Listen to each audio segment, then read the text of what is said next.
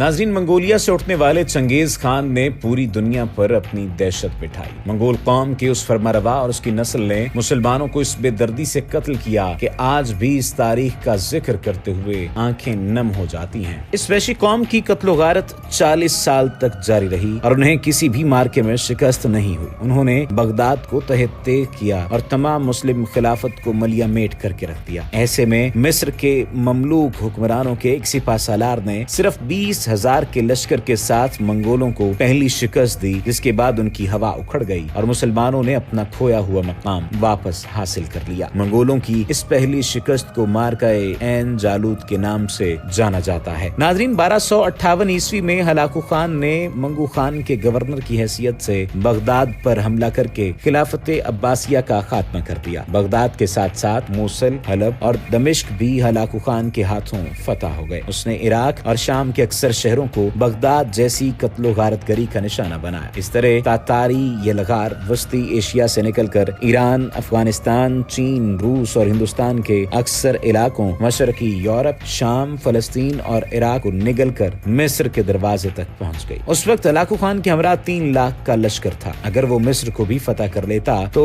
उसे हिजाज मुकद्दस पर हमले से कोई भी नहीं रोक सकता था, क्योंकि मिस्र से मुसलमानों के खात्मे के बाद उसके मुकाबले में कोई ऐसी ताकत बाकी न रह जाती जो उसके कदम रोक सकती। हलाकू खान ने मिस्र पहुंचकर ऐन जालूत के मकाम पर लश्कर का पड़ाव किया। ये वो मकाम था जहां हजरत तालूत अलैहिस्सलाम ने जालूत को शिकस्त दी थी। इसी मुनासबत से इस जगह को ऐन जालूत के नाम से पुकारा जाता है। यहाँ पड़ाव डालने के बाद हलाकू खान ने अपने सफीर के हाथ मिस्र के हुक्मरान सुल्तान कतज के नाम एक धमकी आमेज खत लिखा, जिसमें कहा गया ये उसका फरमान है जो सारी दुनिया का आका है कि अपनी पनागाहें मुनहदिम कर दो, अताअत कबूल कर लो। अगर तुमने ये बात न मानी तो फिर तुमको जो कुछ पेश आएगा वो बुलंदो बाला और जावदानी आसमान के अलावा कोई नहीं जानता। इस खत के जरिए मंगोलों ने मिस्रियों के साथ ऐलान जंग किया था। तातेरी सफीर ये खत लेकर बादशाह के पास आया तो उसने इंतहाई तकब्बुर के साथ ये खत सुल्तान मिस्र के सामने फेंक दिया। ये अंदाज देखकर सुल्तान मिस्र और रुकनुद्दीन बेब्रस की आंखें गुस्से के आलम में सुर्ख हो गईं। सुल्तान को खत के मंदरजात पढ़कर सुनाए गए तो सुल्तान ने सफीर से कहा कि हमारा हलाकू खान से कोई झगड़ा नहीं, लिहाजा उसे चाहिए कि हमें हमारे हाल पर छोड़कर वापस चला जाए। इस पर सफीर ने जवाब दिया तो गोया चाहते हो कि तुम्हारा भी वही हशर किया जाए जो हम तुम्हारे खलीफा का करके आए हैं। जान लो कि हमारे आका की कुव्वत लामहदूद है और दुनिया की कोई ताकत उसका मुकाबला नहीं कर सकती। तातारी सफीर का ये अंदाज देखकर सुल्तान मिस्र आग बगोला हो गया और उसने कहा इन तातारियों की जुबानें गुद्दी से खींचकर इन्हें कत्ल कर दिया जाए। हमारी तरफ से खत का जवाब यही है। जब ये मामलात पेश आ रहे थे तो उस वक्त मुसलमानों के लिए एक बाइस से रहमत वाकया ये पेश आया कि मंगोलों का बादशाह, जिसे खाकान आजम कहा जाता था, उसका इंतकाल हो गया। ये इत्तला मिलते ही हलाकू खान सारा लश्कर अपने साथ लेकर कराकरम चला गया और पीछे 20,000 की फौज छोड़कर चला गया। उसने अपनी फौज का सालार कुतबाह को मुकर्रर किया और उसे हिदायत की कि जब तक वो वापस नहीं आ जाता तब तक हमला न किया जाए। जैसे ही ये खबर मिस्र पहुंची तो सुल्तान कुत्स और रुकनुद्दीन बेब्रस वहां आ मौजूद हुए। अमली तौर पर अफवाज की कमान रुकनुद्दीन बेब्रस के पास थी। बेब्रस तातारियों के किस्से सुनकर कहा करता था कि वक्त आने दो, हम इन वैश्यों को बता देंगे कि सिर्फ वही लड़ना नहीं जानते बल्कि दुनिया में कुछ ऐसे लोग भी हैं जो इनकी गर्दनें दबोच सकते हैं। ऐन जालूत की इस तारीख साज जंग में रुकनुद्दीन बेब्रस ने तातारियों पर उनका अपना तरीका है हर्ब इस्तेमाल किया। उसने अपने चंद दस्ते घाटी में घात लगाकर बिठा दिए। बेब्रस ने इब्तदाई तौर पर पसपाई का अंदाज इख्तियार किया और मंगोल उसकी चाल में आकर घाटी में फंस गए। घात लगाकर फसाना तातारियों का अपना अंदाज जंग था जो रुकनुद्दीन बेब्रस ने खुद उन पर इस्तेमाल किया और माजी की फतूहात के नशे में सरशार कुतबका खान बेब्रस की चाल में आ गया। घाटी में घात लगाए महफूज मिस्री दस्ते ने मंगोलों को तहस नहस कर दिया। मंगोल लश्कर में अबतरी फैल गई और वो दो अतराफ से मुसलमानों में घिर गए। बेब्रस ने मंगोल फौज का कत्लेआम किया और उन्हें इस बुरी तरह से मारा कि तारीख में इससे पहले तातारियों के साथ पहले कभी ऐसा नहीं हुआ था। कुतबका खान बेब्रस के हाथों गिरफ्तार हुआ और बेब्रस ने उसे कत्ल कर दिया। मंगोल लश्कर मुकम्मल तौर पर कत्ल या गिरफ्तार हो गया था। मकतूल सालार कुतबका खान की लाश की नुमाइश काहिरा की गलियों में तातारी कैदियों के साथ की गई और बाद अज़ां इन कैदियों को भी कत्ल कर दिया गया। ऐन जालूत के मैदान में मंगोलों की शिकस्त की खबरें शाम और फलस्तीन की